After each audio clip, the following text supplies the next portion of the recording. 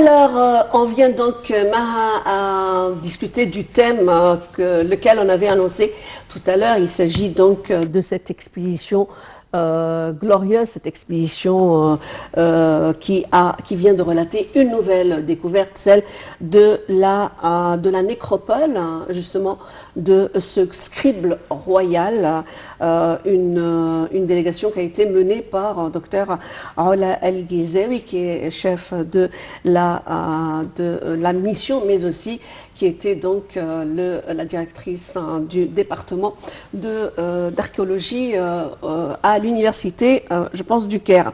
Alors, nous avons le plaisir de la recevoir, de parler donc de cette découverte importante. Il s'agit bien sûr de ce grand scribe royal qui était au temps de Ramsès II, donc c'était la 19e dynastie, et avec une découverte qui vient enchaîner les grandes découvertes sur le plan international, qui nous mettent sur l'échiquier international. Alors, Dr Aoula El-Ghizaoui est avec nous.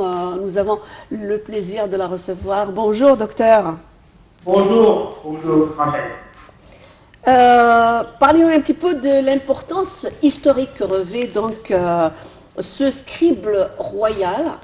Et est-ce que ce scribe royal donc, a justement une importance dans la vie de ce grand pharaon qui est Ramsès II? Est-ce qu'il représente cette dynastie riche et surtout très longue de perspective et de durée dans l'histoire pharaonique?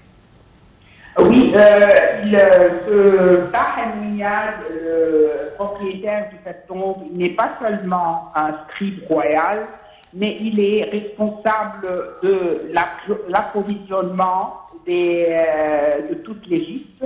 Il est responsable de la trésorerie de l'Égypte, donc il est comme ministre des Finances, ministre de l'approvisionnement. Et il est aussi responsable des offrandes présentées à tous les dieux de l'ancienne Égypte, de l'Égypte, de la haute et de la basse Égypte. Donc c'est un responsable très important de l'État. Il n'est pas le seul, certainement, ils se suivent, il y en a plusieurs qui se suivent durant toute cette période de l'époque de Ramsès II qui est connue pour être très longue.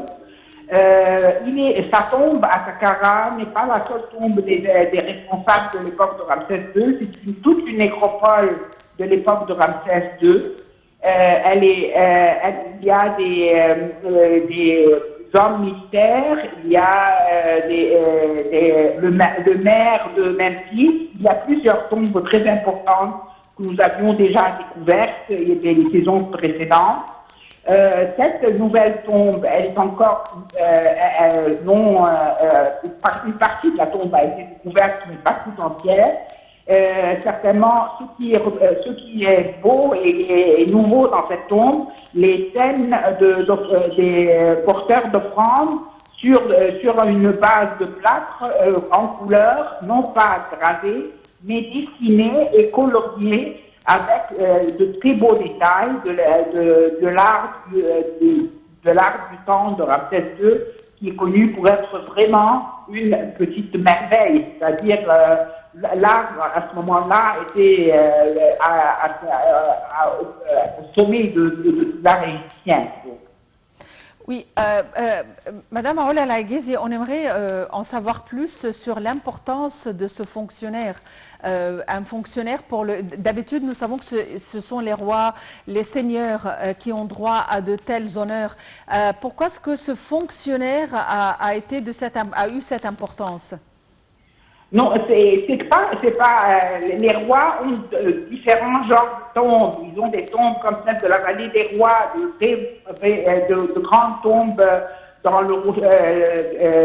énormes avec plusieurs représentations divines et ainsi de suite. C'est différent des rois. Ça, ce sont les hauts fonctionnaires de l'État qui sont enterrés dans cette nécropole de Saqqara. Vous savez qu'il y a le nommé Horem Hent, qui était un militaire avant et puis devenu roi. En tant que militaire, il a fait une tombe à Saqqara dans la même donc sur le même site, mais un peu plus au sud.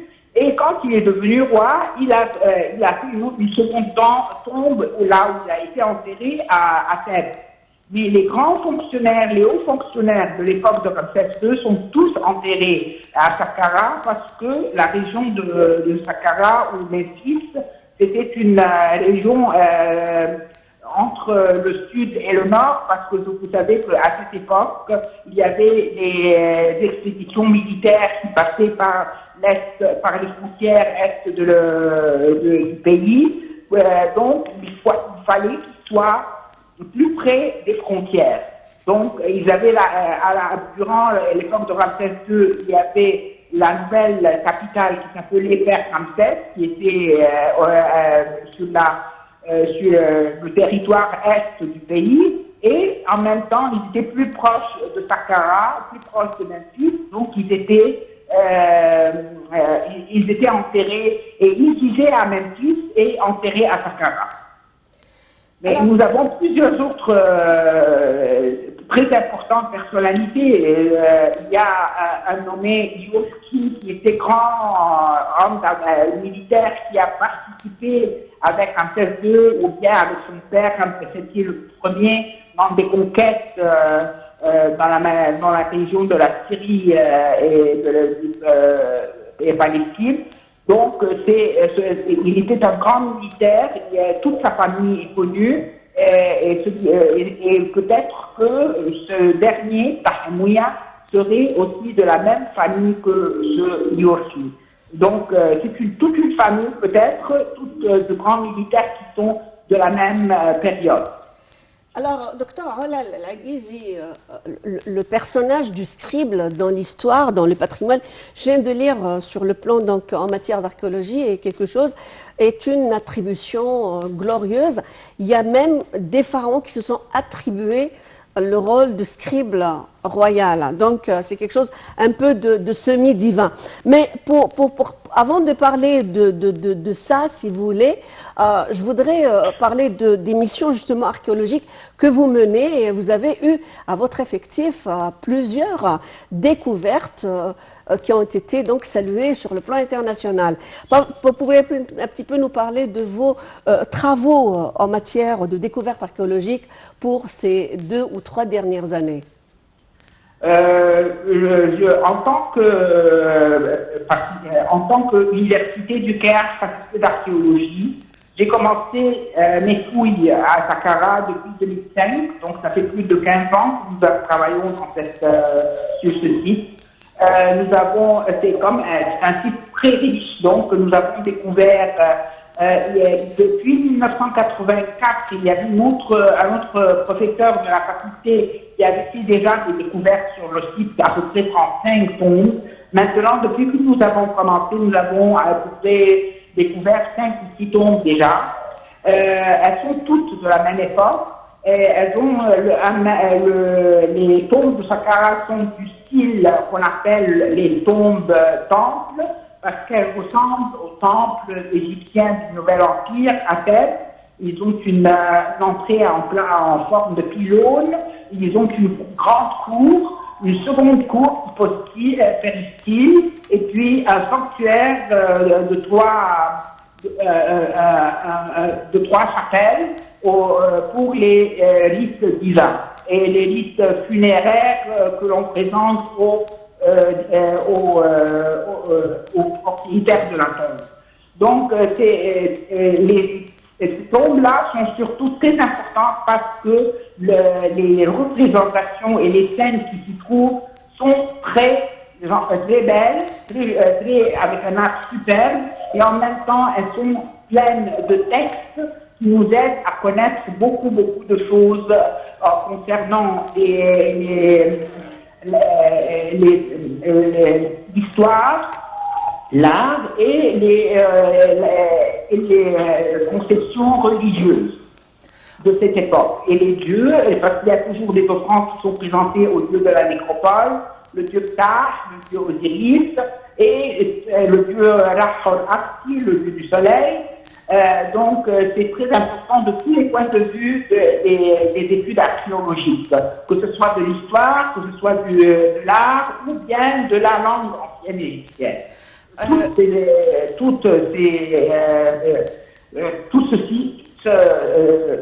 Ces études-là sont importantes quand on retrouve des tombes pareilles.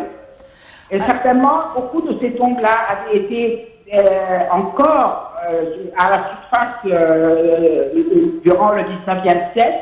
Donc nous avons aussi des représentations et des photos prises de certains vestiges de ces tombes à cette époque par les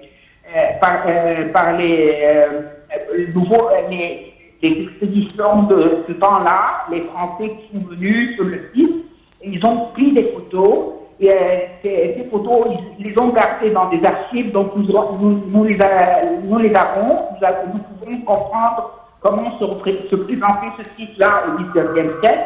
Et ils ont trouvé plusieurs blocs qu'ils ont pu prendre et transférer à leur musée en Europe ou en Amérique même. Et c'est de là que nous connaissons qu'il y a certaines personnalités dont on ne connaît pas encore les tombes. Eux aussi, quand on les étudie, on va chercher dans toutes les références que ce qui a été dit à propos de ces personnalités. Mais en réalité, on ne connaissait pas encore où l'emplacement de leur tombe. Alors, ces découvertes-là aident à comprendre, à rappeler que voilà, la tombe de telle, et on l'a retrouvée dans notre nécropole, sur notre site. Et ça, c'est très important pour toute l'archéologie, que ce soit en Égypte ou bien en Europe ou en Amérique. Ils sont tous intéressés pour comprendre ce qui se passe et toutes ces nouvelles découvertes. Madame Aoula Laghezi, il faut dire que cette nécropole de Saqqara contient des monuments très importants, dont la célèbre pyramide à degrés de Djeser, outre d'autres monuments très importants. On aimerait en savoir plus sur les éléments les plus importants que contient cette nécropole.